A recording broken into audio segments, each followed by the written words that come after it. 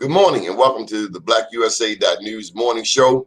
My name is Donnie Glover, your host, and we are blessed. We are honored, tremendously honored today to have not just a coach, but he's been a father to many of us, not just to Dunbar, but to men, to young women across the city of Baltimore, across the nation, the one and only, the indomitable Coach Bob Wade. How are you, Coach?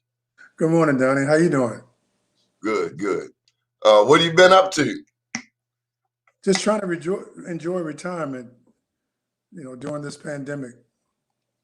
I retired about 5.5 years ago, and my wife we just started to travel. We'd gone to South Africa and had a great trip, and we planned to do some other things, and of course, a pandemic came about. So How did that feel? South Africa. it was great. Just the flight was long and tedious, but it was very enjoyable. We were able to see. We flew from New York into Johannesburg, and from Johannesburg to Cape Town. We stayed there a few days, visited the Mandela, Robbins Island, and then we flew back to Johannesburg and toured there, and then we flew back into New York. It was a great trip. Have you ever been to Africa before? Never, and I would challenge everyone to go, just to see the motherland. It's great. Why? Well, you get an opportunity to see, where you actually came from, as blacks, um, and how some of the folks are still living there. Soweto. I did not realize that Soweto was actually named Southwest Town. That's where they got the name Soweto. But they still live in huts. But it's a very busy area. But, it's just a great opportunity for someone to visit and learn about the motherland. They have basketball over there. No question. They got some great talent over there. Big kids. If it were 30 years ago, could you imagine recruiting from there? Oh boy, that's like that'd be like a kid in a candy shop. That kids they're well built, strong, very athletic. The game of basketball has really taken over in Africa. So, Coach, let's just put it all to the side. You are an icon in the world of basketball. Well, I have had some success, Donnie. I was fortunate enough to have some great student athletes at Dunbar High School. Kids who matured. They were tremendous players, very very good athletically, but they were very good students. They were able to move on and get a 4-year degree, and some of them are multi-millionaires now, like little Tyrone Muggsy Bogues. So when you were coaching, were you looking that far down the road? No, Donnie, I was not looking that far down the road. I was just trying to come up with the correct chemistry for the basketball team, and a very challenging schedule. So I was just trying to put the best players on the court, and have a very good supporting cast in the event that we had to go 8, 9, 10 kids deep. Where did you learn? Where did you learn how to be a coach? Well, I attended Dunbar High School. And my mentor, the person that I looked up to, was Mr. Bill Sugar Kane, William Kane. He was a gentleman that really started the Dunbar dynasty back in the late 40s, early 50s. And he built a dynasty from kids from the East Baltimore community, namely Lafayette Projects, Somerset, Latrobe. That's where he received a lot of his talent. So I was fortunate enough to make the basketball team. And was not a starter. I was a reserve, but I try to position myself, Donnie, on the bench next to Mr. Kane, and I would try to grasp as much knowledge as I could from Mr. Kane, his substitution pattern, what he liked to do offensively, defensively. So I took a little bit of that, and of course I played a little professional football, and fortunate enough to play for Don Shula, he with the Baltimore Colts at that time. Then Vince Lombardi. So I took a little bit, but more importantly, from my college coach, Earl Banks.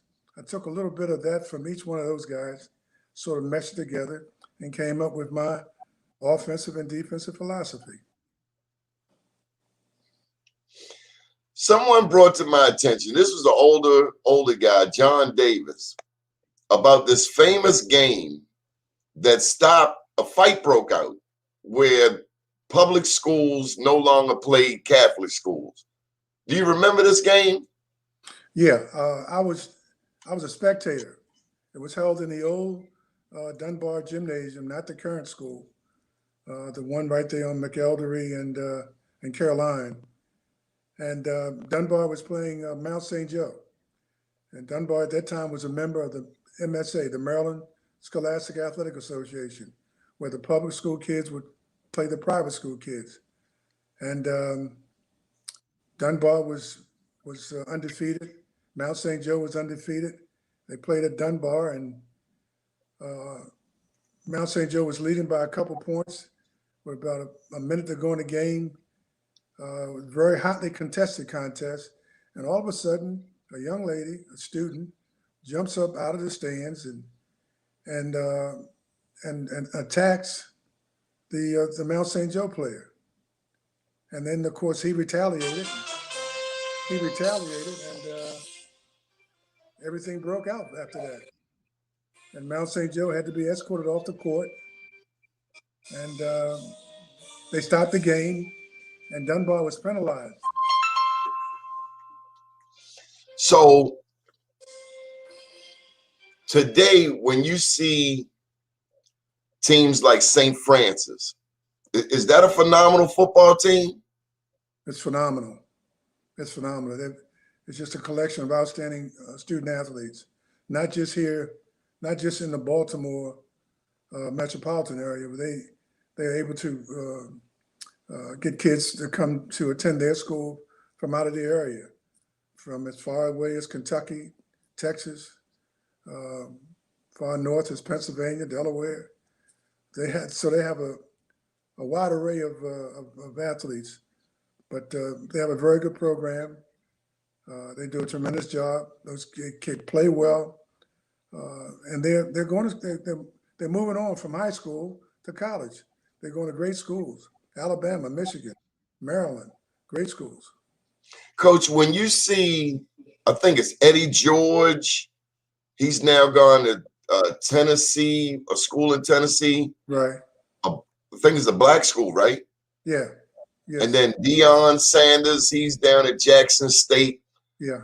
Do we see a new trend happening?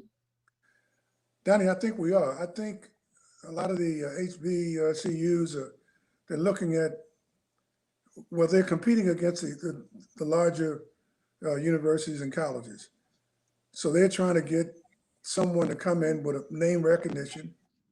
Eddie George, for example, was a Heisman Trophy winner. Deion Sanders, very visible in the public eye, very outspoken. Not only, but he was a great football player. But they're trying to get these name players hopefully to kind of get kids to gravitate to their school. So I wanted to ask you about the give back. When I look at you and your work, still involved with the Dunbar Alumni Association, still close with your former colleagues like Coach Loke, are we getting the message across to our young people, all sports, the need to stay connected? And you don't have to live in East Baltimore to support East Baltimore. You don't have to live in Sandtown to support Sandtown. But do we understand, have we effectively taught the next generation about the give back?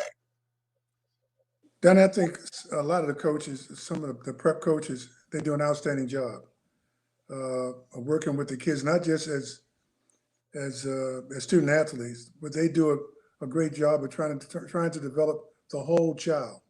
You know, not just an athlete, but they do a great job, and I think they're doing a good job of getting the message across that there's life after basketball. You can serve your community, not just on the basketball court, but you can put a shirt and tie on and sit behind a desk like you and get the word out to be responsible and participate in civic activities. Coach, I've been wanting to ask you this too. When you think of the dynasty, not just in basketball, but in football, that you built, that you helped build, and we look at, you know, you've done what very few people get to do. But after accomplishing something like that,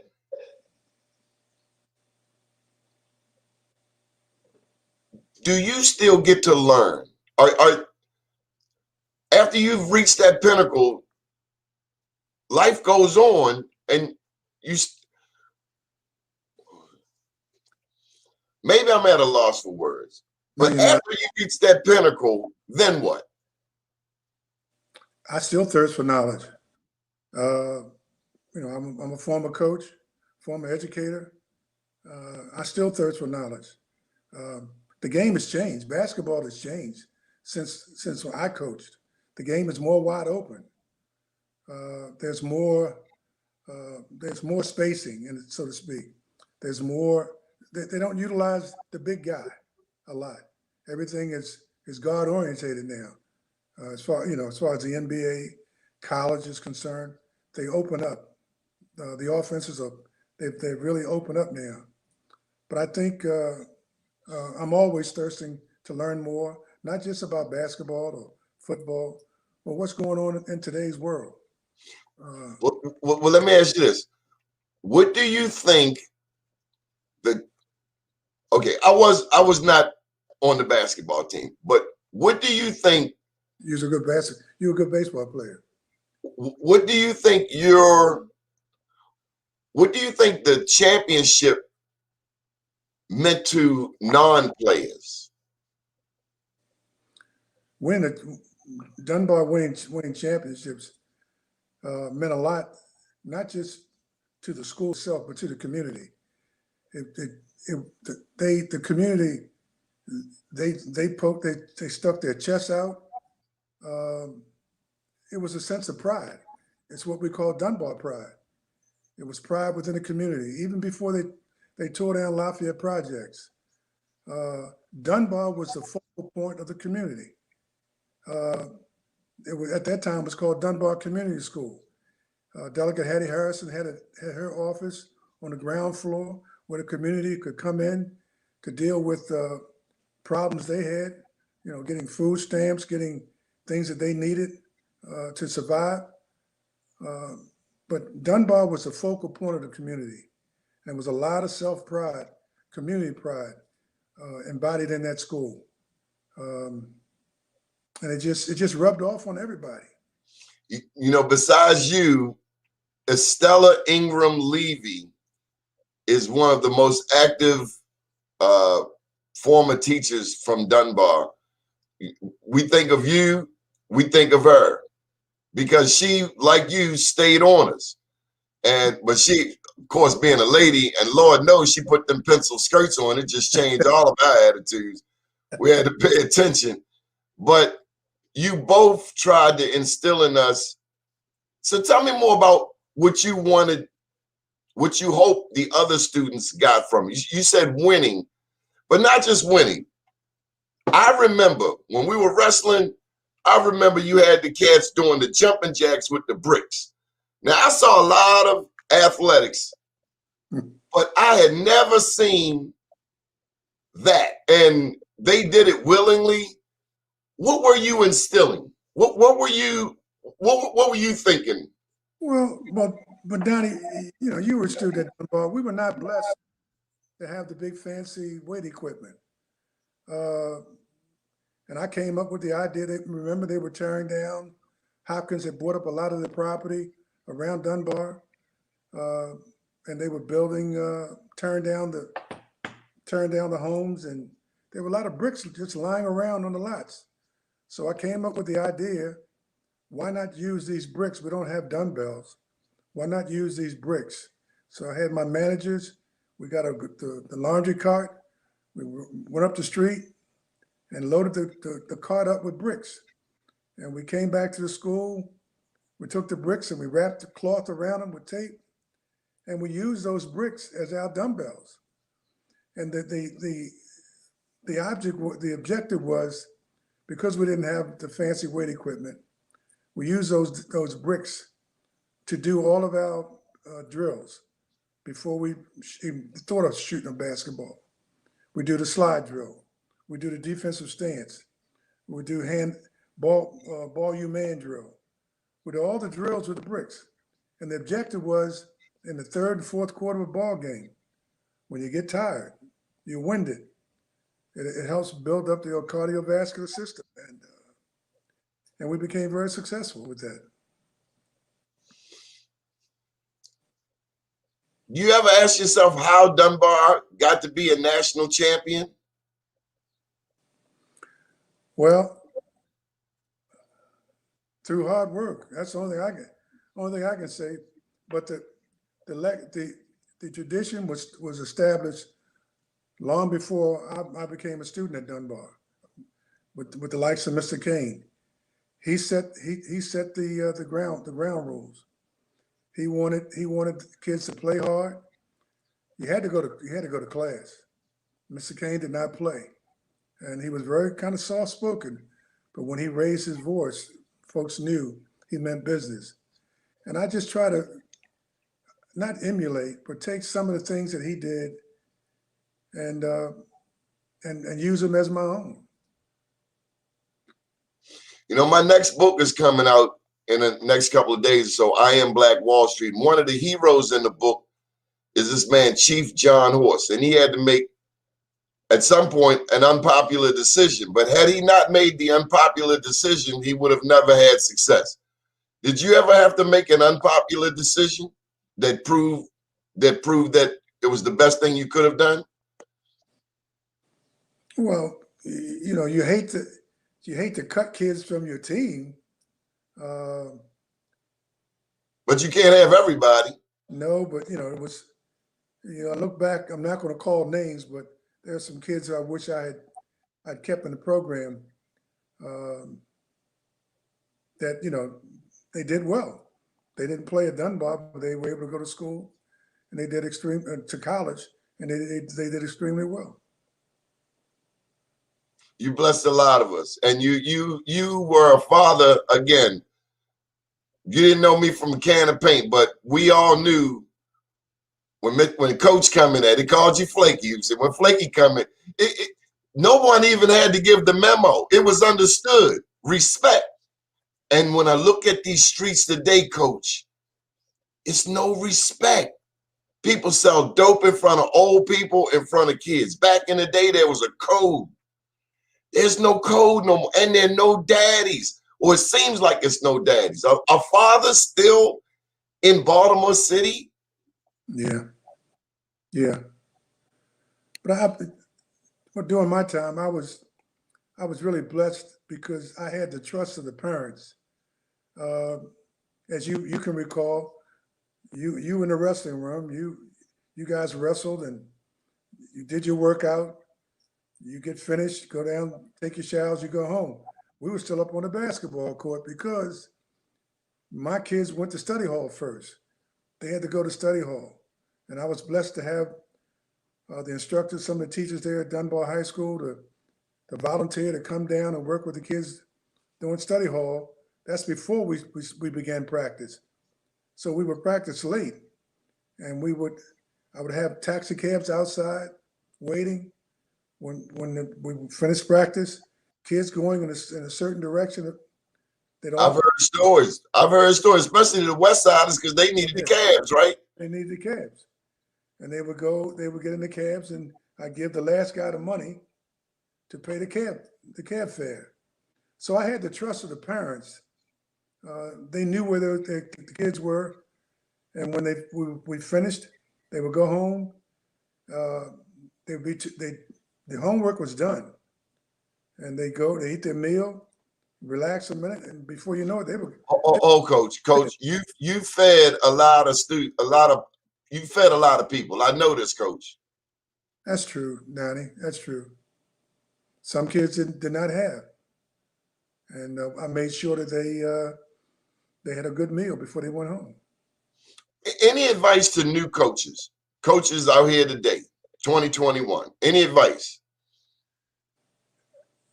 When you coach these young student athletes, it's not, your job is not done. You know, you don't coach for 2 or 3 hours, and then your job is done. You have to stay on top of the kids. From the time they enter the building, time they leave to go home, and you just have to constantly check on them and interact with the parents and get the trust of the parents, because parents are a little different today than they were back in my day, because a lot of parents, I might be saying the wrong thing, but some parents, they think they know more than the coach, so but you just have to have a good relationship with your students and parents. I mean, you say if I'm a coach, I have to pay attention to my students. I have to know what's going on in their life. I mean, and you're modest, I get it. But if your players are hungry, they ain't scoring 40 points. No. They're gonna run My daddy said you can't work a man on an empty stomach. That's correct. That's correct, Donnie. But you got to know what's going on. If they've eaten, if they've rested. I guess to some extent, you got to know at least that they're not being, violently hurt at home. Yeah, but Donnie, I had a good support system. The community. If they saw Donnie Glover down at Old Town Mall or somewhere where he should not be, they'd pick the phone up and call me. So I had the support. Especially you got that white jacket on. Yeah, the white jacket was a giveaway. The national championship jacket was a giveaway. Yep. Wow. That's something we started and it caught on. I still love them jackets, Coach. They're the most beautiful jackets I ever seen. I know. And y'all had matching Nikes to boot. Oh yeah.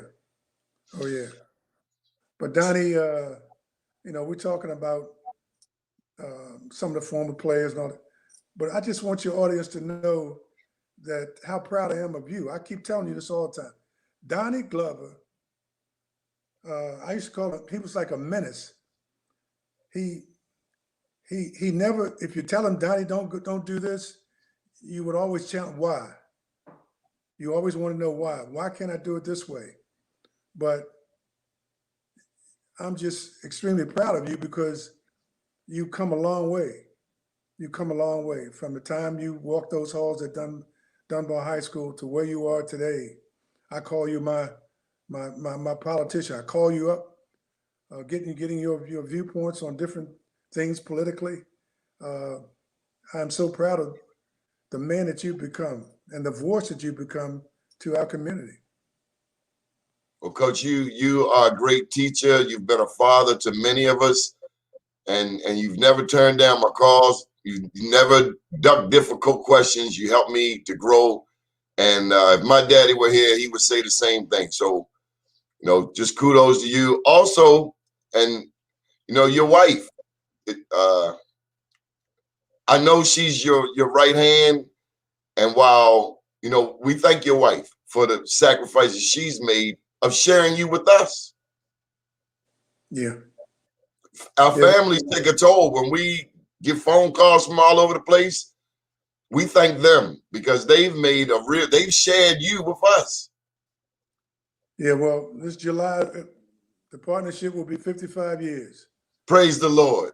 And, praise the Lord. Wow. Yeah, be 55 years. And, it's just a great relationship, great support system.